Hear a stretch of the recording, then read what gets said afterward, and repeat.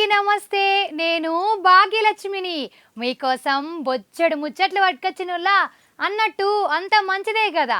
పారి మరి అర్ధగంట సేపు పురుసతుగా ఖతర్నాక్ వార్తలు చెప్పుకుందాం. అంతకంటే ముందుగాల ఏంటియో ఎరికే కదా, అవే నెత్తి గీతలు.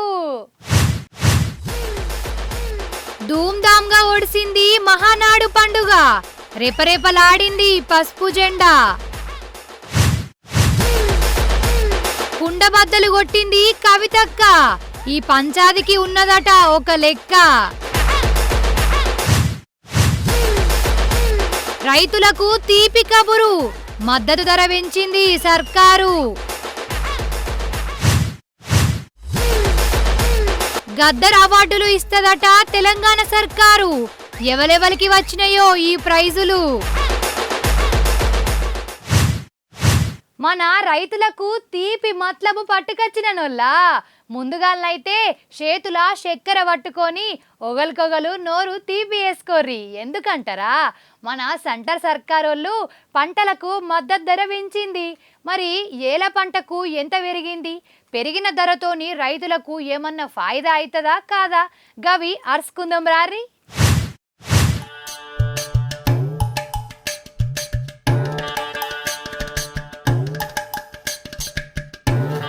నిజంగా మనసుకు నిమ్మలమనిపించే వార్త అంటే వార్తనే పో. అసలే ఈ నడుమంత్రపు వానతోని వడ్లు దడిచి గోస పడుతుర్రు కదా. ఎట్లరా భగవంతా అని అనుకుంటుంటే సంటరోళ్ళు మద్దతు ధర పెంచిర్రు. మొత్తం 14 పంటలకు పెరిగిందట. మన మోడీ సారు సంటర్ మినిస్టర్లతోని కూసోని మాట ముచ్చట పెట్టి ఇక ఈ నిర్ణయం తీసుకున్నాడు. ఇక వరి సాదాసీదా రకమైతే కింటన్కు కమస్కం 2369 రూపాయలకు కొనాలి అని నిర్ణయం తీసుకున్నది. ఇక ఏ గ్రేడ్ రకమైతే 2389 రూపాయలకు కొంటారట. అంటే పోయినేడాది కంటే ఈ ఏడాది కింటన్ మీద 69 రూపాయలు పెంచిర్రు మద్దతు ధరను. అసలైతే పోయినేడాది కింటన్ మీద 117 రూపాయలు పెంచిర్రు. ఈ తాప కూడా గంతే పెంచుతారని అనుకున్నారట గాని దాంట్లో సగం పెంచిర్రు. ఇక జొన్నలకు 328 రూపాయలు పెంచిర్రోల్లా. సజ్జలకేమో 150, రాగికి 596 రూపాయలు మద్దతు ధర పెరిగింది. మక్కలకు 175 రూపాయలు, కందులకు 450 రూపాయలు, పెసలకేమో కింటన్ మీద 86 రూపాయలు పెంచిర్రు. ఇక వేరుశెనక్కాయలకు మద్దతు ధర ఈ ఏడాది 7263 రూపాయలు పెడతారట. పొద్దుతిరుగుడునేమో 7721 రూపాయలకు కొంటారు. ఇక పత్తి మీద పోయినేడాదికి ఈ ఏడాదికి 589 రూపాయలు పెంచిర్రు. ఇక ఇట్లా మద్దతు ధర పెంచితే రైతులకు కొంతనన్నా ఆసరైతది. ఇది రైతు ప్రభుత్వం, రైతులకు మేలు చేసే ప్రభుత్వం అని సెంటర్ సర్కారోళ్ళు ఎప్పుకత్తురు. మరి మీరేమంటారోల్లా? పెరిగిన మద్దతు ధర మీకు మంచిగానే అనిపించిందా? ఈ తాప ఫాయిదా ఉంటుందా మీకు?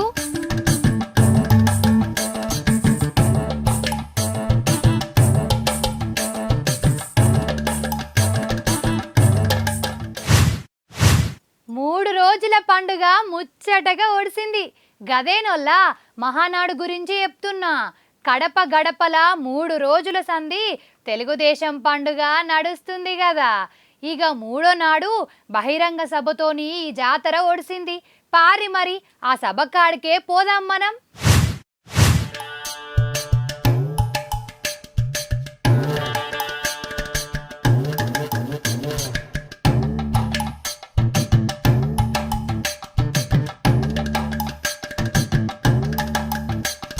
నిజంగా మహానాడంటే మహానాడే పోర్రి.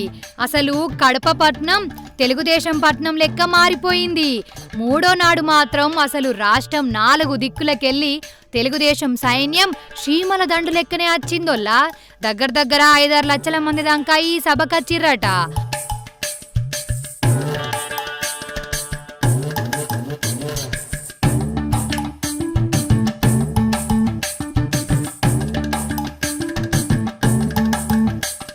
అగజూడుర్రి, ఏడ చూడు జనాలే జనాలు. ఈ బహిరంగ సభలా అసలు తెలుగుదేశం పార్టీని ఇంకెట్ల ముంగటికి పట్టుకుపోయేదున్నది, కార్యకర్తల కథేంది, ప్రతిపక్షం కుట్రేషమేంది, ఇవన్నీ మాట్లాడుకున్నారు. ఇక చంద్రబాబు సారు మాట్లాడుతుంటేనైతే బహిరంగ సభకొచ్చిన జనాలు సిగమూగినట్టే వేసిర్రు. చంద్రబాబు సారు మాట్లాడిన ప్రతి మాటకు సప్పట్లు కొట్టుకుంటా హిమ్మతిచ్చిర్రు. సార్ స్పీచ్ను మీరు కూడా ఇనుర్రి. నిన్న మొన్న మహానాడు 6 శాసనాలు, ఇది ఒక చరిత్ర. ఈరోజు మీరు చూస్తే తెలుగు జాతి విశ్వఖ్యాతి యువ గళం శ్రీ శక్తి అన్నదాతకు అండగా పేదల సేవలో సోషల్ రీఇంజనీరింగ్ P4 ద్వారా మీ అందరినీ ఆర్థికంగా పైకి తీసుకొచ్చే బాధ్యత 2029కి జీరో పావర్టీ, ప్రతి ఒక్కరికి ఇళ్లు కట్టిస్తాం, ప్రతి ఒక్కరికి ఇంటి జాగా ఇస్తాం, కనీస అవసరాలు తీరుస్తాం. ఇవి చేసి ఇక్కడుండే కార్యకర్తలు నాయకులు కోరుతున్న కార్యకర్తే అధినేత, ఇది కూడా నిన్న మనం అందరం కూడా కలిసి నిర్ణయించాం. దీనికి సపోర్టింగ్గా మీరు చూస్తే వికసిత్ భారత్ 2047కి ఒక ప్లాన్ తయారైంది. ఈరోజు భారతదేశం 4వ అతిపెద్ద ఆర్థిక వ్యవస్థ, 27కు 28కి 3వ స్థానానికి వస్తుంది. ఇన్నరా, నిజం చెప్తున్నా, ఇంతమందికి అసలు తక్లీఫ్ కాకుండా 3 ఒద్దులు అరుచుకున్నాడంటే చిన్న ముచ్చట నానొల్లా.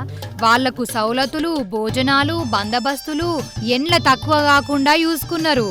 ఇక మహానాడుకొచ్చిన సైన్యం కూడా ఇది మా పండుగ, ఇంటి పండుగ అన్నట్టే సంబరపడ్డరు.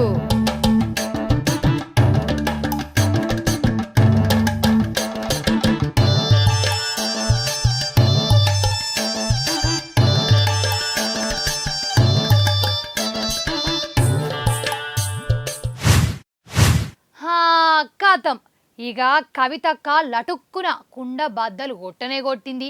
ఈ తెలంగాణ బాణం డైరెక్ట్ ఇంట్లోల మీదకే గురిపెట్టింది. ముసుగుల గుద్దులాటలు ఏం లేవు, ఒక్క పేరు చెప్పలేదు గాని కడుమ అంతా కుల్లం బయట పెట్టింది కవితక్క. మరి ఈ పంచాదేందో, అక్క బాధేందో, తన్లాటేందో, కట్టే కొట్టే తెచ్చే లెక్క షార్ట్ కట్ల చెప్పుకుందాం. ఏమంటారోల్లా పారి మరి.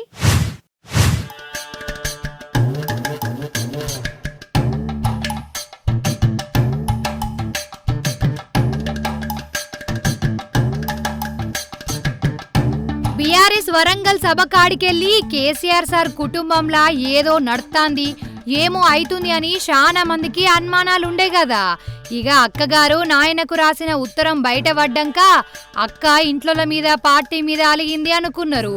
ఇక దయ్యాల ముచ్చట తీసినాక కొంపలో కుంపటి అనే మాట నిజమే కావచ్చని ఫిక్స్ అయిపోయిర్రు. ఇక ఇప్పుడు కవితక్క కడుపులో ఉన్నదంతా కక్కేసి ఇక అందరికీ కరెంటు షాట్ కొట్టినంత పని చేసింది. అక్కగారు ఏమంటారంటే అసలు బీఆర్ఎస్ కు కేసీఆర్ ఒక్కడే నాయకుడు, వేరేటోళ్ళు బీఆర్ఎస్ ను నడిపిస్తా అంటే నేను ఒప్పుకోను అని అన్నదొల్లా. అంటే ఈడ కేసీఆర్ సార్ తర్వాత పార్టీని నడిపించేది ఎవలొల్లా? అన్న రామన్ననే కదా. అంటే రామన్న నాయకత్వాన్ని ఒప్పుకోను అంటుందా ఏంది? ఇంకన్నయ్య ఆగుర్రి. అయితే బీఆర్ఎస్ ను బీజేపీలో కలిపే కుట్ర నడిచిందట. అక్కనే చెప్తుంది, నేను జైలుకు పోయినప్పుడు నా మీద కుట్రలు నడిచినాయి అని కూడా చెప్పుకుంటా బాధపడ్డది. అసలు నేను మంచిదాన్ని కాదు, నా తెరువు కత్తే ఊకోను అని గట్టిగానే వార్నింగ్ ఇచ్చిందోల్లా. అసలు నా మీద వాడి ఏడుస్తుర్రేంది, ఆ లెటర్ను లీకు చేయాల్సిన అవసరం ఏమున్నది అని గరమైంది కవితక్క. కోవట్టులు ఉన్నరని ఒప్పుకున్న మనిషి మరి ఆ కోవట్టులను ఇంకా ఎందుకు దూరం పెడతలేడు అని కూడా అడిగిందోల్లా. అంటే కోవట్టులున్నరని చెప్పింది కేటీఆర్ సారే కదా. అంటే అన్నకే డైరెక్ట్ ఇచ్చి పడేస్తున్నట్టే కొడుతుంది నాకైతే. ఇంకో మాట మర్చిపోయినుల్లా, మా నాయన కేసీఆర్ కు నోటీసులు ఇచ్చినప్పుడు పార్టీ తరపున ఒక్కరు కూడా సప్పుడు చేయలేదు గాని వేరేటోళ్లకు నోటీసులు ఇస్తే మాత్రం ఆగమాగం హంగామా ఖండించుడు గిండించుడు చేసిర్రు. ఇదెక్కడి తరిక అని నిలదీసిందోల్లా. ఈడ ఇంకొకరికి నోటీసులు ఇచ్చినప్పుడు అంటే ఆ ఇంకొకరు ఎవరు? మొన్నటికి మొన్న మన కేటీఆర్ సార్కే కదా నోటీసులు ఇచ్చింది. అసలైతే కవితక్క జైల్లో ఉన్నప్పుడే బీఆర్ఎస్ పార్టీని బీజేపీకి అప్పచెప్తామనుకున్నారటనోల్లా. కానీ అక్కనే అద్దన్నదట. ఇక పోయిన ఎలక్షన్లల్లా కవితక్కను సొంత పార్టీలోల్లే కావాల్సుకొని ఓడగొట్టిర్రట. ఇట్లా ఓడిపోతే పార్టీకి దూరం అవుతుంది, ఇక మన తొవ్వ సాఫ్ అవుతుంది అని అనుకున్నారట. మరి కవితక్క ఓడిపోతే పార్టీకి దూరం అయితే ఎవరి తొవ్వ సాఫ్ అవుతుంది కావచ్చు. ఏమో పట్టుర్రి, నా నోటి నుంచి నేనెందుకు అనాలే గాని అక్కనే పేరు పలకాలే. ఇక నేను పలికేనా అంటే ఇంకేమన్నా ఉన్నదా? విలేకరులతోని పాపం కవితక్క గిట్లా చెప్పుకుంటా బాధపడ్డది. బాధపడుడు కాదు, అక్కకు కోపం కూడా వచ్చింది. సొంత పార్టీ మీద లీడర్ల మీద గింతగానం అన్నదంటే పాపం కవితక్క మనసు ఎంత తన్లాడిందో, ఆమె ఎంత బాధపడ్డదో. ఎంత రంది పెట్టుకుంటే గిట్ల బయట పడుతుంది ఎప్పుర్రి, అంతే కదా. ఏమో పటుర్రి గాని అసలైతే నాకు ఈ రాజకీయాలు అప్పుడప్పుడు అర్థమే కావోల్లా. అప్పటిదాకా మంచిగున్నోళ్ళు మళ్ళా కొన్నొద్దులకే పగోళ్ళ లెక్క మారిపోతారు. ఈ రాజకీయం సొంత కుటుంబాలను కూడా దుష్మన్ల లెక్క మార్చి పడేస్తుంది. చూస్తలేమా, ఆంధ్రల జగనన్న కుటుంబం, ఇప్పుడు తెలంగాణల వీళ్ళ కుటుంబం. ఇగో గిట్లనే అనుకుంటారు అలా జనాలు. అన్నట్టు అక్కగారి ఆవేదనంతా బయటపడ్డాక ఇక చెయ్యి పాటోళ్ళు ఏమంటుర్రంటే,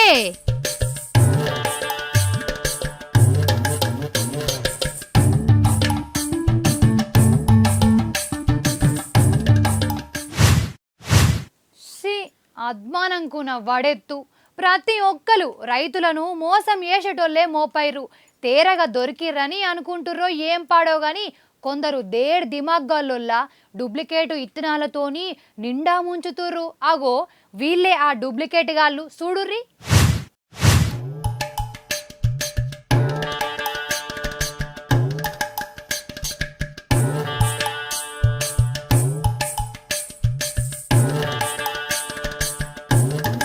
అసలు దేశానికి అన్నం పెట్టేదే రైతు. అసొంటి రైతును ఎట్లా మోసం చేయబుద్దైతుందో ఏమో నాకైతే అర్థమే కాదోల్లా. వానలు పడుతున్నాయి, ఇక విత్తనాల కోసం రైతులు ఎదురు చూస్తారు కదా. ఇక మొక్కాల మొక్క కొందరు దొంగలు ఈ రైతులను ఆగం పట్టించే పని పెట్టుకున్నారు. డూప్లికేట్ విత్తనాలను అంటగడుతుర్రు. ఎంత అన్యాయం ఇది. పాపం కష్టపడి పంట పండిస్తామని విత్తనాలు కొనుక్కొని జల్లుతే అవేమో డూప్లికేట్ అని తేలితే మనసుకు ఎట్లా అనిపిస్తుంది అసలు మీరే చెప్పుర్రి కదా. అయితే వరంగల్లా ఈ డూప్లికేట్ దందా బాగా నడుతుందట. అందుకే వ్యవసాయ ఆఫీసర్లు ఎరువుల దుకాణాలల్లా చెకింగులు చేస్తుర్రు దినం. ఇప్పటికే బొచ్చడు డూప్లికేట్ విత్తనాలు దొరికినాయి. ఒక్కరోజే దగ్గర 7 లక్షల రూపాయలు విలువగల డూప్లికేట్ పత్తి విత్తనాలను దొరకబట్టిర్రట. ఒక్కనాడు చెకింగ్ చేస్తేనే గిట్ల దొరికినాయంటే అసలు జిల్లా అంతా ఈ దందా ఎట్లా నడుస్తాంది. ఇప్పటికే ఎంతమంది కమ్మిర్రు, ఎంతమంది రైతులు మోసపోయిర్రు. వామ్మో, తలుచుకుంటుంటేనే నాకు పానం కలుక్కుమంటుందోల్లా. పంటల విత్తనాలు ఇప్పుడు సీజన్ స్టార్ట్ అయింది కాబట్టి విత్తనాలు కూడా వచ్చి ఉన్నాయి. ఈ విత్తనాలు ప్రాపర్గా అంటే నకిలీవి కానీ రాకుండా ఉండడానికి నాణ్యమైన విత్తనాలు రైతులకి అందించడానికి మన జిల్లాలో 2 టాస్క్ ఫోర్స్ టీమ్స్ వేయడం జరిగింది. కలెక్టర్ గారు, డీసీపీ ఆధ్వర్యంలో పోలీస్ డిపార్ట్మెంటు, వ్యవసాయ శాఖ అధికారులు కలిసి 2 స్క్వాడ్ టీమ్స్ ఏర్పాటు చేయడం జరిగింది. ఈ 2 టీంలు కూడా మన వరంగల్ లోకల్లో అలాగే అన్ని మండలాల్లో కూడా విస్తృతంగా తనిఖీలు చేపడుతున్నాయి. ఇంతవరకు మనకి 7,15,000 రూపాయల వర్తున్న కాటన్ సీడ్ సరైన పత్రాలు చూపించకపోవడం వల్ల స్టాప్ సేల్ ఇవ్వడం జరిగింది. ఓ విత్తనాల దుకాణ పోళ్ళు రైతులు చిన్న ఊర్ల నుంచి వచ్చి 100 దుకాణాలున్నా గానీ మీ దుకాణం కాడికి వచ్చి విత్తనాలు తీసుకుంటుర్రంటే వాళ్లకు మీ మీద ఎంత నమ్మకం ఉండాలి. మరి అట్లా నమ్ముతుర్రు కదా అని ఆ నమ్మకాన్ని పోడగొట్టుకుంటే ఎట్లా? నమ్మిన పాపానికి నట్టేట ముంచచ్చున. అసలు ఈడ రైతులకు కూడా చెప్పాలి. ఏదో ఆదరబాదరగా మల్ల విత్తనాలు దొరకయో అని హైబత్ అయిపోయి కంటికి కనిపించినవి కొనకుర్రి. తొందరపడి డూప్లికేట్లు తీసుకొని అసలుకే ఏసరు తెచ్చుకోకుర్రి.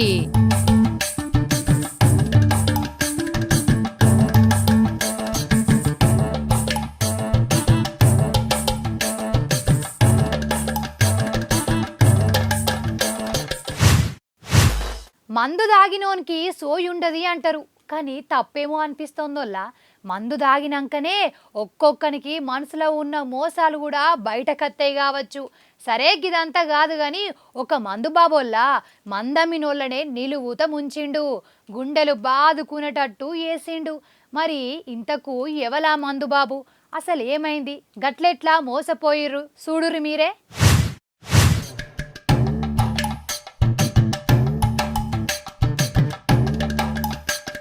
మన వరంగల్ జిల్లా పర్వతగిరిలో ఒక బ్రాండ్ షాప్ ఉన్నది, చాలా ఫేమస్ అట. ఇగో ఈ షాప్ అన్న నడుపుతున్నాడు, మస్తు గిరాకు అయితే మందు తాగితే తలకాయ గిర్రుమని తిరుగుతాట కదా, కానీ మందమ్మినందుకు ఈయనకే తిరిగింది. ఎందుకంటే ఎవడో నెత్తిమాచినోడు ఈయన చేతిలో డూప్లికేట్ నోట్లు పెట్టి ఒరిజినల్ మందు బాటలు వేసుకొని పోయిండు. ఇగో ఈడ చూస్తుండు చూడు, 500 నోటు, 500 నోట్లు ఈ ఉత్తి డూప్లికేట్ అనట. అసలు నీ చేతులకు ఎట్లా వచ్చినాయి, గట్టెట్లా తీసుకున్నావు అని అడుగు చెప్తున్నాడు. ఒకసారి చూడండి ఆయన మాట. ఎక్కువ మొత్తం మనీ ఇవ్వడం వల్ల గుర్తించలేకపోయాను. బ్యాంకుకి పోయిన తర్వాత ఇది ఫేక్ న్యూస్ నోట్స్ అని మాకు కన్ఫర్మ్ అయింది. అలా ఎక్కువ రావడం వల్ల మాకు చాలా ఇబ్బంది. అదన్నమాట ముచ్చట. పాపం గిరాకీ మంచిగా అయింది కదా, వచ్చిన పైసలను బ్యాంకులో ఇద్దామని పట్టుకపోతే ఈ దొంగ నోట్లు బయటపడ్డాయి. అంటే వరంగల్ జిల్లాలో దొంగ నోట్లు బాగానే తిప్పుతుండ్రు. అయితే మరి ఎవరు తిప్పుతుండ్రు, ఎక్కడెక్కడ తిప్పుతుండ్రు, ఇప్పటిదాకా ఎంతమంది కాడ దొంగ నోట్లు ఉన్నాయి గదే అర్థమవుతలేదు. ఎందుకన్నా మంచిది, మీ కాడ ఉన్న నోట్లు ఒరిజినల్ అయినా డూప్లికేటా మళ్ళీ చూసుకోర్రి. అగర్సే చేతిలో డూప్లికేట్ నోటు ఉంటే మీరు దుగ్నం పోయి ఇస్తే మీరే దొంగ నోట్లు దింపుతున్నారని పడతారు. ఎందుకు వచ్చిన తిప్పరు, అవునా కాదా?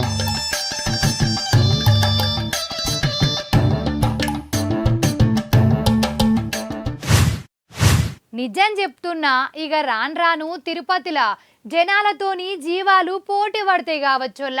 మీరెక్కువనా మేమెక్కువనా, మా బలం ఎక్కువనా మీ బలగం ఎక్కువనా అని మనతోనే ఛాలెంజ్లు ఎత్తాయి కావచ్చు. తాపకోసారి తిరుమల దిక్కు చిరుతపులులు గుడ్డెలుగులు తిరుగుతుంటాయి కదా. ఇక ఇప్పుడు చూడుర్రి ఏమచ్చినాయో.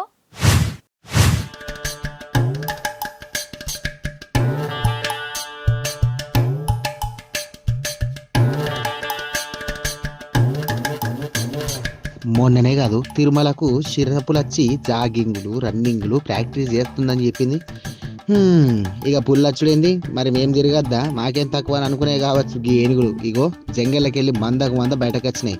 ఇంకా తిరుపతి దగ్గర ఉన్న ఎర్రవారిపాలెం ఏనుగుల గ్యాంగులు వచ్చి అందరినీ గాయి వేసినాయి కాదు. ఇక చూడు రెట్టుందో.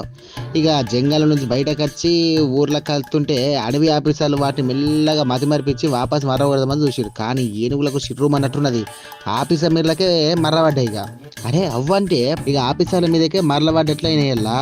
అరే అవు నిజం, పాపం 3-4 ఆఫీసర్లు ఎంబడబడి వాళ్ళ మీద దాడి చేసినాయట. దాడి పాపం సార్లకు దెబ్బలు బాగానే తాకినట్టు అంటుర్రు. అంటే ఈడ చూడు ఏనుగులు అని మనం చూసుకుంటే సంబరపడతాం, ఆడే ఆఫీసర్లకి ఏంది సర్కారు నౌకరాయే, వాళ్ళని చూసి కుళ్ళుకుంటారు. కానీ అవి ఏనుగులకు బీపీలు వేసినాయి అనుకో, ఇగో ఆఫీసర్లు మాత్రం పానాలు గిట్లా పానంకు అడ్డు పట్టుకోవాల్సిందే, అంతేనా కాదా? అయినాకి ఏనుగులకు అసలు ఊళ్ళలోకి రావాలని ఎందుకు అనిపించినాయి? సప్పుంచాక జంగలనే ఉండిక ఆడ ఊకుంటే ఏదో ఒకటి తిరుక్కుంటానో దొరికిందేదో తినకుండా ఇట్లా మంది మీద వలుడైంది అసలు. అంటే అడవులకు నరికే పని పెట్టుకున్నారు కదా జనాలు, మీరు మా జంగల్లోకి వస్తే మేము ఊర్లోకి వస్తాం అని ఏనుగులు మతలబులు పంపుతున్నట్టు. గది ముచ్చట.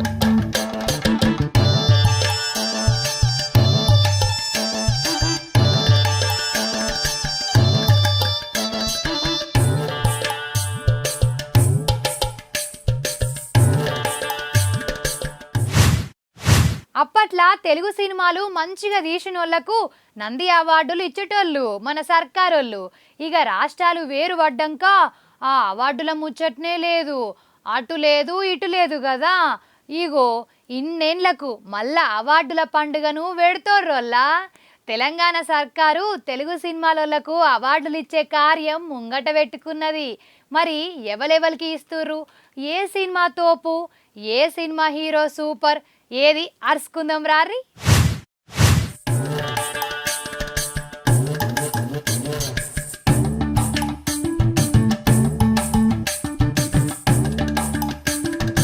మొత్తానికి 14 ఏళ్ల తర్వాత తెలుగు సినిమా వాళ్ళకు సర్కార్ తరపున అవార్డులు ఇస్తున్నారు. రాష్ట్రం ఏర్పడ్డక ముందు నంది అవార్డులు ఇచ్చారు కదా, ఇక ఇప్పుడు తెలంగాణ సర్కార్ తరపున పేరు మార్చి నందికి బదులు గద్దర్ పేరుతోనే అవార్డులు ఇస్తుర్రు. ఇక జయసుదక్క, దిల్ రాజు అన్న అవార్డుల గురించి చెప్పుకొచ్చిర్రు.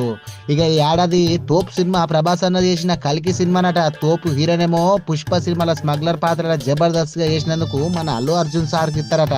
ఉత్తమ హీరోయిన్ ఏమో నివేదా థామస్ అనేట ఆమె గెలుచుకున్నది. ఇక ఉత్తమ డైరెక్టర్ కింద కల్కిని తీసినందుకు నాగాశ్విన్ కి ఇస్తారట. ఇక ఇట్లా అన్ని సినిమాలలో మంచిగా చేసిన వాళ్ళకు తీసిన వాళ్ళకి ఇస్తున్నాం అవార్డులు, రికమెండేషన్లు మేము దేకలే అని చెప్పుకొచ్చిర్రు. ఇక మొత్తానికి లేట్ అయినా కానీ ఇప్పటికన్నా అవార్డులు ఇస్తురంటే ఒప్పుకోవాల్సిందే. ఎంతైనా సినిమాలకు ఎన్ని అవార్డులు తీసుకున్నా సర్కారు తరపున తీసుకునే అవార్డులు అంటే ఆ కిక్కే అలాగుంటది, తెలుసు కదా మీకు. మల్లోపారి నెతగీతలు చూద్దామా? ధూమ్ధామ్ గా ఒడిసింది మహానాడు పండుగ, రేపరేపలాడింది పసుపు జెండా, కుండబద్దలు కొట్టింది కవితక్క, ఈ పంచాదికి ఉన్నదట ఒక లెక్క. రైతులకు తీపి కబురు, మద్దతు ధర పెంచింది సర్కారు. గద్దర్ అవార్డులు ఇస్తదట తెలంగాణ సర్కారు, ఎవరెవరికి వచ్చినాయో ఈ ప్రైజులు. వార్తలు చూసిర్రు కదా, ఇంకా మీతోని ముచ్చట పెట్టబుద్ధి అవుతుంది కానీ అర్ధగంట మా ఇల్లే ఒడిసిపాయి. మళ్ళొచ్చినప్పుడు ఇంకిన్ని మంచి వార్తలు పట్టుకత్తా. మరి నేను పొయ్యొద్దునా? ఉంటా మరి.